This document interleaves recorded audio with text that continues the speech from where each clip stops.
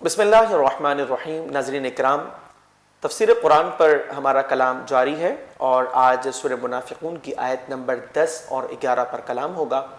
اللہ تعالیٰ نے ارشاد فرمایا وَأَنفِقُوا مِمَّا رَزَقْنَاكُمْ مِن قَبْلِ أَن يَأْتِيَ أَحَدَكُمُ الْمَوْتُ، اور تم ہمارے دیے میں سے ہماری راہ میں کچھ خرچ کرو قبل اس کے کہ تم میں سے کسی کو موت آئے۔ فَيَقُولَ رَبِّي، پھر وہ کہے کہ اے میرے رب، لولا اخرتنی الی اجل قریب، تو نے مجھے تھوڑی مدت تک مہلت کیوں نہ دی، فاصدق واکن من الصالحین، تو میں صدقہ و خیرات کرتا اور نیکوکاروں میں سے ہوتا۔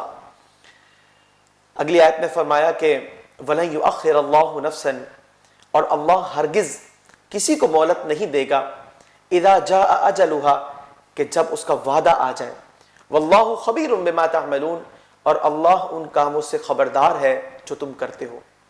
ناظرین، ان دونوں آیات کے اندر مسلمانوں کو مزید تلقین کی جا رہی ہے۔ اللہ تبارک و تعالی نے بے پناہ نعمتیں دی ہیں اور اس میں ایک اہم نعمت مال بھی ہے۔ مفسرین فرماتے ہیں کہ اللہ تعالیٰ کا یہ حکم ہے کہ اس کے دیے ہوئے مال میں سے کچھ اس کی راہ میں خرچ کیا جائے، اور جو لوگ اللہ تعالیٰ کے اس حکم پر عمل کرتے ہوئے جو زکوٰۃ ان پر لازم ہوتی ہے بخوشی ادا کرتے ہیں، جو صدقات نافلہ کا معاملہ ہے رضا الہی کے لیے، وہ خیرات بھی کرتے ہیں، مزید صدقات کرتے ہیں۔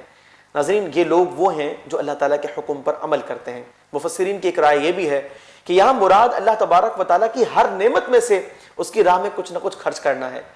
اللہ رب العزت نے انسان کو آنکھیں دی ہیں، کچھ دیکھنا ایسا ہو جو فقط اس کی رضا کے لیے ہو۔ انسان قرآن کو دیکھ رہا ہے رضا الہی کے لیے، خانہ کعبہ کو دیکھ رہا ہے اللہ تبارک و تعالیٰ کو راضی کرنے کے لیے، وہ نیک مسلمانوں کی زیارت کر رہا ہے فقط اس لیے میرا رب مجھ سے راضی ہو جائے۔ اسی طریقے سے وہ کسی کمزور کو دیکھ رہا ہے کہ اس کی مدد کرے اللہ تعالیٰ کی رضا کے لیے۔ ناظرین، یہ دیکھنا رضا الہی کے لیے ہو۔ اسی طریقے سے انسان کو اللہ تعالیٰ نے زبان دی ہے، کچھ بولنا فقط اس کی رضا کے لیے ہو۔ انسان کسی کو بھلائی کی دعوت دے، برائی سے روکے۔ اللہ تعالیٰ نے انسان کو ہاتھ دیے ہیں، اس سے ظالم اور مظلوم دونوں کی مدد کرے، ظالم کو ظلم سے روک دے اور مظلوم کی اعانت کرے، اس کی امداد کرے۔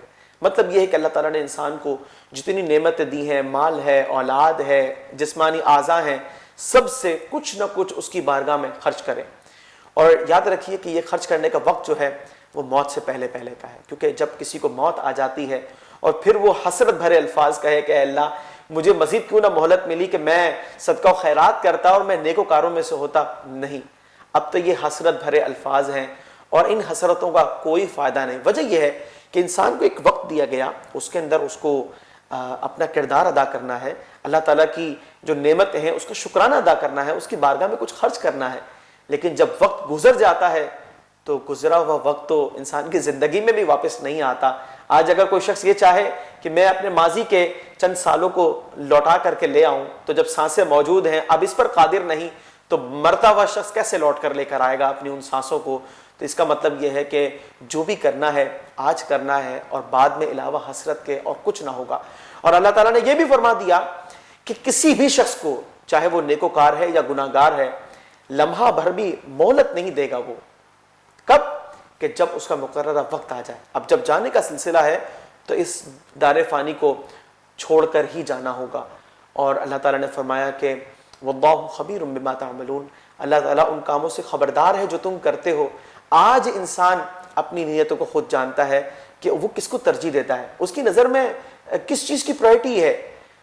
اگر انسان صرف دنیا طلب کرنا چاہتا ہے کہ پیسہ ملے، عزت ملے، شہرت ملے، سکون ملے، آسانیاں ملے، تو ٹھیک ہے، دنیا اس کے لیے ہے۔ اور اگر اس کی طلب یہ بھی ہے کہ اے اللہ تو بھی مجھ سے راضی ہو جا، ان تمام چیزوں کے ساتھ ساتھ وہ رضا الہی کو بھی طلب کرتا ہے، تو یاد رکھیے اللہ تعالیٰ خبردار ہے انسان کے دلوں میں آنے والے خیالات اور اس کی نیتوں سے بھی اور اس کے اعمال سے بھی۔ ہمیں اللہ تعالیٰ سے طلب کرنا چاہیے کہ رب کریم جو وقت ہمارے پاس اب آئندہ موجود ہے ہماری زندگی کا، اس میں ہمیں خیر کی توفیق عطا فرمائے، بھلائی کرنے کی سعادت مرحمت فرمائے۔ اللہ تبارک و تعالیٰ اپنی رضا ہمارا مقدر فرمائے، اور نبی کریم صلی اللہ علیہ وسلم کے اسوہ حسنہ پر کما حقہ ہمیں اسے اختیار کرنے کی توفیق عطا فرمائے۔ القلم Islamic Center under the supervision of Mufti Munibur Rahman Zida Majdu. قلوب